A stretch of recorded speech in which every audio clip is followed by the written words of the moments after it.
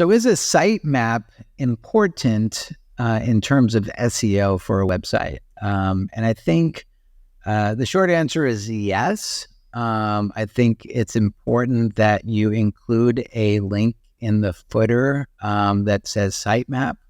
Now, granted, Google can probably crawl the entire website just through other means, but why not make it very easy? The reason why you kind of build a sitemap in the first place is so that's the place that you can kind of send the bots to, so that it includes every single page on your website, so that there's a link for, all of those pages so Google can see it, or Yahoo, or, some of these other search engines, and then they can crawl it, they can index it, right?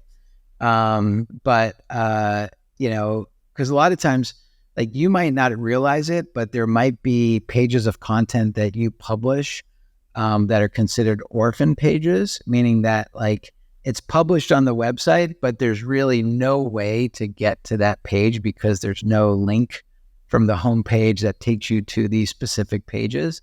And so this is kind of like a catch-all by including a sitemap so that you can make sure that Google will in fact see it, but you should probably go back and find these orphan pages and make sure that you're actually giving the user the ability to kind of get to those pages by way of linking.